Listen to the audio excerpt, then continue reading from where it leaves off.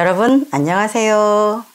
김명희 문학TV, 저는 시와 소설을 쓰는 김명희입니다. 오늘은 시창작 번외특강 3부 17강 시에서 느낌표, 물음표, 마침표 어떻게 써야 되나요? 라는 질문들이 있어서 제가 오늘 영상을 준비했습니다. 여러분들이 이제 과거에는 시에서 그런 느낌표, 마침표, 물음표 이런 것들, 마침표는 옛날에 좀 많이 썼네요. 과거에 시에서 보면. 근데 요즘에는 마침표를 많이 안 쓰는 추세이고 저는 절대 쓰지 말라고 하는 사람이고 그렇습니다. 그러면 느낌표와 물음표는 어떻게 변해 있나요? 과거에는 시에서 느낌표, 물음표가 많이 쓰이지 않았는데 요즘에 해체시 또는 하이브리드 시의 경향이 되면서 오히려 많이 등장을 하는 쪽이 있죠. 그런데 마침표 같은 경우는 저는 쓰지 말라고 한다 그랬어요. 자, 마침표부터 한번 얘기해 볼게요. 마침표에 대해서는 제가 과거에 영상을 찍은 것도 있어요. 그래서 아마 그 영상을 보신 분도 있을 거예요. 마침표는 제가 생각하는 관점이겠지만 저뿐만이 아니라 적지 않은 절반, 제가 알기로는 절반 이상의 시인들은 마침표를 찍지 않습니다. 어떤 분은 또 마침표를 찍기도 하고. 그런데 제가 경험을 해보면 시는 울림과 그죠? 함축, 압축의 장르이죠. 그리고 다양한 비유와 상징을 갖는 장르이기도 해요. 그리고 시에서는 여백마저도 시의 일부분이라고 보고 있습니다. 시의 여백도 시의 일부라고 보고 있어요. 그러면 우리가 한번 생각해 봅시다. 여백도 시의 한 부분이고 울림을 갖는 장르이고 함축이고 비유와 다양한 상징을 갖고 있고 또 감동이 오래도록 여운이 남도록 쓰는 것이 시의 특성이죠. 그러면 마침표라는 것은 어느 한 부분에서 마치다, 마쳤다, 끝냈다라는 상징을 갖고 있는 것이죠. 그러면 우리는 시 한 편을 읽고 났을 때 가장 오래도록 여운이 징하게 그 범종으로 본다면 맥놀이처럼 계속 그 울림이 잔잔히 남는 소리가 계속 우리 마음속에서 맴돌기를 바라요. 그런 시가 좋은 시라고 생각을 하고 있어요. 그러면 감동이 끝없이 이어질수록의 좋은 시이고 그 시가 성공한 것인데 마치다라는 것이 과연 어디에서 어디쯤까지 마쳤다고 점을 찍어놔야 될까요? 그거에 한번 답을 해보실 수 있는 분 있어요? 그래서 저는 시에서는 마침표가 들어가지 않아야 옳다고 보는 사람이에요. 그게 첫 번째 이유고요. 두 번째 이유는 사실상 그 문장을 써놓고 여러분이 마침표를 다 시에다 찍어놓고 보면 굉장히 지저분합니다. 제가 어디에 비유했냐면 그것을 종결 어미마다 점을 딱딱딱딱 찍어놓은 거를 볼 때마다 상당히 거슬리고 보기에도 지저분해요. 미관상, 시에서는. 그래서 과거에 제가 그것을 비유한 것이 뭐라고 비유했냐면 정말 잘 익고 탐스러운 사과나 배에 그 까맣게 반점, 그 뭐라 그래, 탄저병처럼 콱콱콱콱 박혀있는 거 있죠. 죽은 깨처럼. 그런 모습 같고. 두 번째, 과거에 여러분 다 형광등 아마 써보신 세대에 있을 거예요. 형광등. 시골에서 형광등을 쓰면 그때 당시에는 형광등이 뭐 지붕이 뭐 천장이 높기도 해서 그랬겠지만 오래도록 쓴 집에는 형광등 주변이 어때요? 새카맣죠? 왜 새카맣죠? 파리똥 때문에 새카맣죠? 원래는 그 형광등이 하얗게 판매되잖아요. 그 빛을 반사해줘야 되니까. 근데 그 하얀 부분이 거의 갈색이나 검은, 짙은 검은색에 가까울 정도로 파리똥이 많아요. 그것을 가까이 가보면 어때요? 다 미세한 점이죠. 파리똥이 다 하나하나가 합쳐져서 멀리서 보면 그렇게 지저분하게 보이는 거죠. 저는 시에서 마침표를 찍어 놓은 걸 보면 꼭 그런 파리똥, 형광등에 낀 덕지덕지 붙은 파리똥 같은 느낌이 들어요. 아주 정말 저는 싫어해요. 그것을. 그래서 제가 지도하는 분들에게는 파리똥 같은 그런 마침표 찍지 마라. 시에서. 다른 모든 산문에선 다 찍어야 하지만 운문에서는 찍지 마라. 저는 그렇게 이야기를 합니다. 그래서 마침표는 이제 해결이 됐죠, 여러분. 자, 그러면 물음표와 느낌표가 있네요. 자, 느낌표는 어떤가요? 느낌표를 시에서 찍는다, 자주 쓴다면 이미 시 자체가 굉장히 압축되어 있고 파워풀하고 울림이 굉장히 강하게 내재된 문장이에요. 시란. 그죠? 그런데 그 곳곳에 난 강조하고 싶어. 여기 탁 느낌표. 나 여기도 강조해야 되겠어. 탁 느낌표. 찍었어요. 한 대여섯 군데 찍었어요. 어떨 것 같아요? 아, 울림이 살아나. 느낌이 막 2배로 막 확장되고 있어. 그렇게 느껴지시나요? 제가 볼 땐 전혀 그렇게 안 느껴지던데요. 제가 볼 때는 어떻게 보이느냐면 시에서 느낌표를 찍는 것을 보면 제가 볼 때는 갓을 쓴 사람이, 모자를 쓴 사람이 그 위에 모자를 하나를 또 쓴 것처럼 보여요. 그거 어떻게 보이나요? 멋진가요? 잘 차려입었군 그렇게 보여요? 뭔가 좀 비정상적으로 보이잖아요. 덜 떨어졌거나. 신사가 모자를 2개, 3개 막 겹쳐 쓰는 거 보셨어요? 진짜 패션을 아는 사람이 스카프를 한 4개, 5개씩 겹쳐서 막 빨주노초 파남보로 매든가요?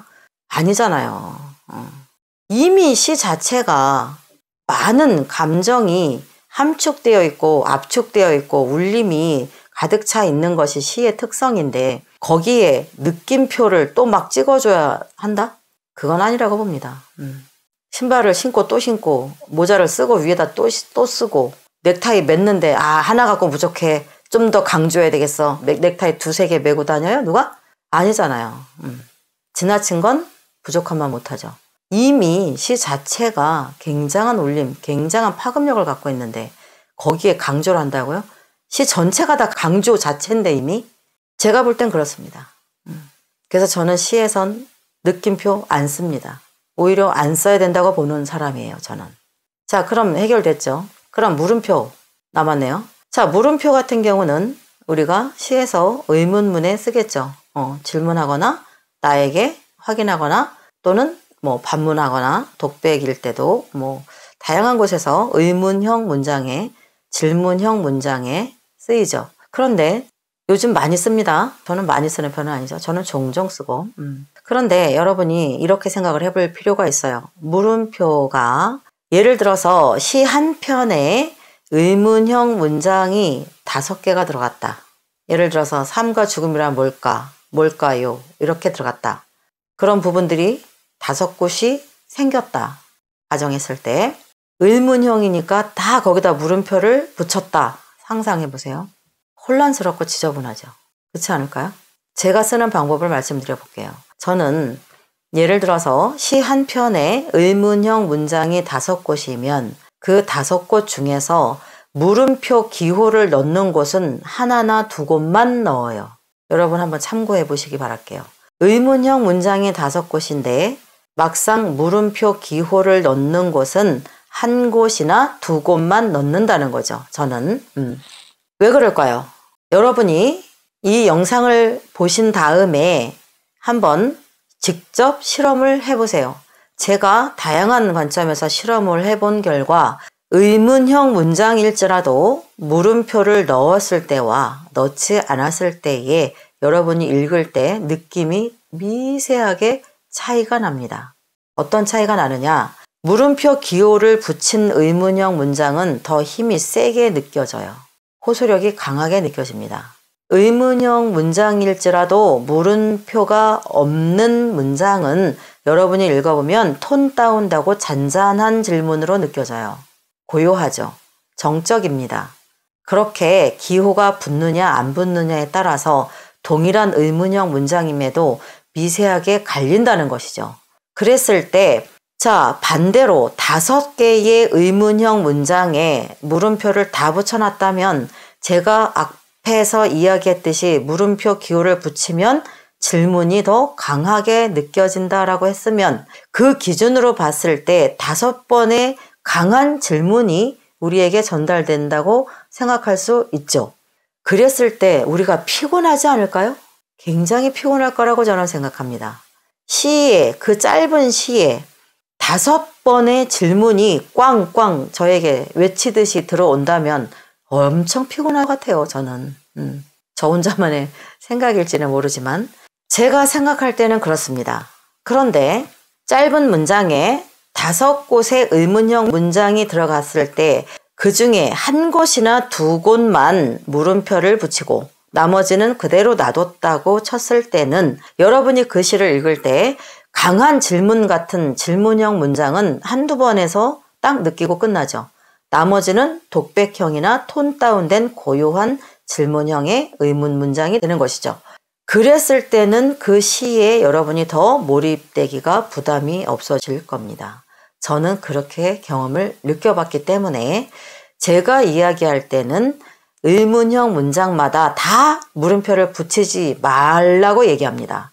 그 중에서도 반드시 내가 강조하고 싶은 곳 한두 지점에만 물음표를 붙여주세요. 나머지는 의문형 문장이면 충분합니다. 물음표 기호까지 구태여 붙이지 않아도 돼요. 충분해요. 그리고 시끄러워져요, 시가. 굉장히 피곤해집니다. 시는 다양한 그 속에서 그림과 소리들이 다 우리에게 전달되는 특성을 갖고 있어요. 물론 모든 문학이 그렇지만 특히 시는 그 파급력이 센 특성을 갖지요. 강렬합니다. 그런데 거기에다가 더 소리를 지르는 그런 기호가 들어간다면 굉장히 피곤해요. 그래서 여러분, 물음표를 사용할 때는 최소한의 분량만 사용하세요. 의문문이 있다 해서 의문문을 썼다 해서 거기에 반드시 다 물음표를 채워 넣어야 된다. 그런 고정관념은 버리시기 바랍니다. 느낌표는 저는 거의 쓰지 않습니다. 아까 말씀드렸듯이 모자에 모자를 쓴 것처럼 신발에 신발을 신은 것처럼 스카프를 두세 개 색깔별로 묶은 것처럼 넥타이를 컬러별로 한 목에다 갖다 여러 겹 묶은 것처럼 굉장히 답답하고 부자연스럽고 좀 비정상적으로 좀 모자란 듯 보입니다. 제가 볼 때. 그러니까 여러분 시가 열심히 쓴 시가 뭔가 덜 떨어진 것처럼 보이거나 좀 모자란 사람처럼 보이는 그런 문장이 되기 싫다면 기호는 굉장히 심사숙고하시고 남발하지 않는 것이 좋다고 봅니다. 제 생각입니다. 맞을 겁니다. 제가 써보고 다양하게 느낀 경험담을 여러분께 말씀드렸습니다. 도움되셨길 바랄게요. 다음에도 또 여러분에게 도움될 알찬 영상으로 찾아뵙겠습니다. 좋아요, 구독 많이 눌러주고 계시죠? 댓글도 많이 달아주세요. 여러분의 댓글이 저에게 힘이 됩니다. 감사합니다. 저는 시와 소설을 쓰는 김미영이었습니다. 다음에 만나요. 안녕.